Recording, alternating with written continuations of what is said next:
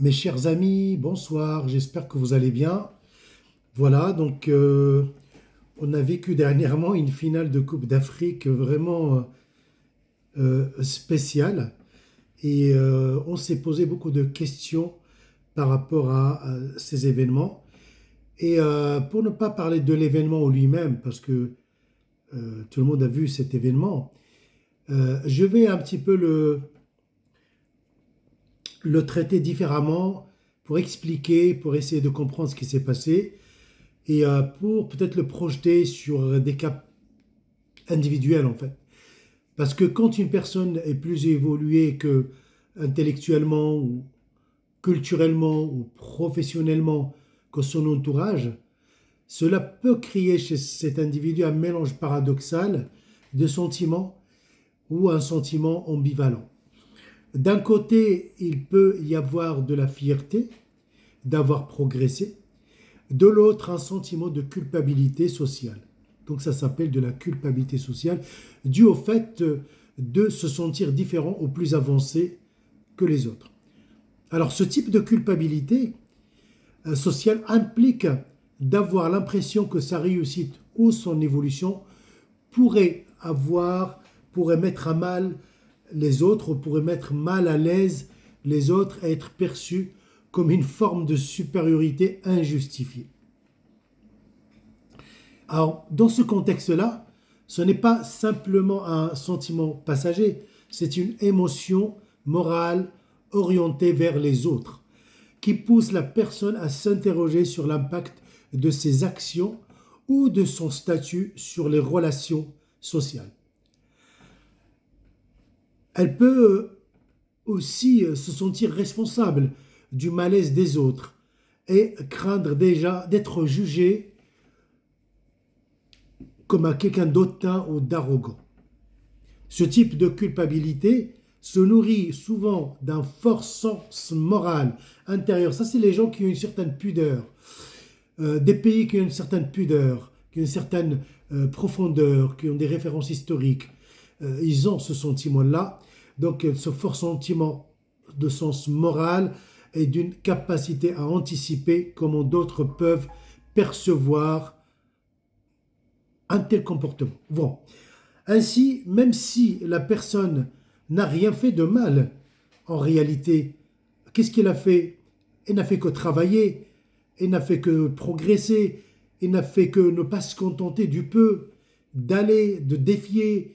Donc c'est ça. Donc elle peut ressentir du regret, de la tension ou une forme de remords simplement parce qu'il se compare socialement ou émotionnellement aux autres, notamment un pays qui réussit au milieu d'une jungle de pays qui traînent la patte et qui ne travaillent pas et qui ne valorisent pas le travail.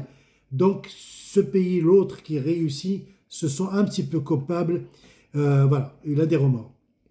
Il y a une autre dimension importante. Est-ce que ce sentiment peut conduire à des comportements réparateurs comme s'excuser? Donc on ne peut pas s'excuser d'avoir réussi, minimiser son succès ou essayer d'ajuster ses façons d'être pour apaiser autrui.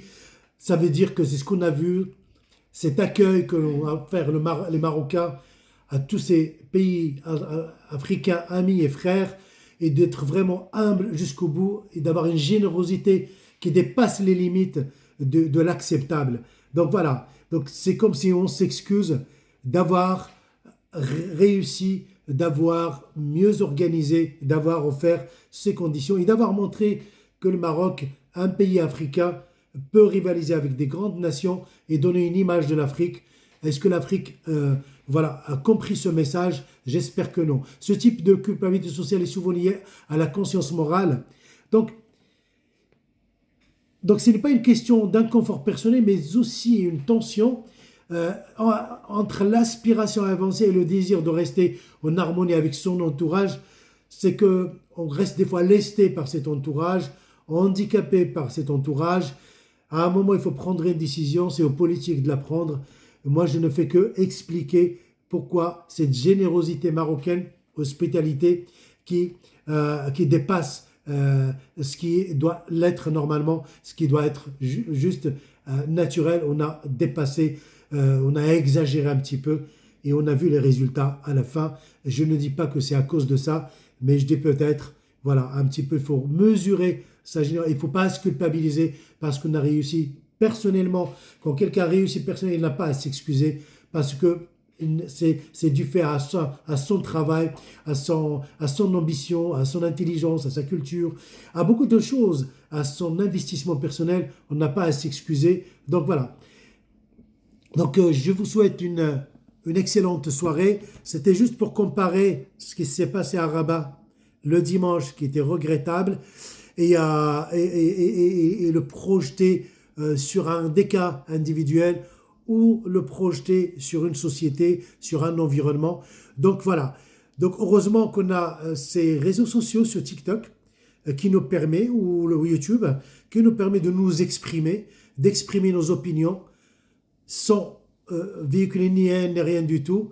Je ne vois pas elle est où la haine, où elle doit être la haine. C'est juste des faits. Et sur ces faits, moi, je construis un petit raisonnement, un petit texte qui dépasse le fait factuel. Il va vraiment vers ce qui est de profond, de profond. Heureusement qu'on a cette liberté en France. Heureusement qu'on a cette liberté de s'exprimer. Et voilà. Donc, c'était pour ça. Bon, on continuera toujours. Moi, je continuerai toujours à m'exprimer parce que, voilà, donc c'est une bénédiction de pouvoir parler et de s'exprimer. Voilà, il est 19h15. Ah, voilà. Donc, cette vidéo est faite de chez moi.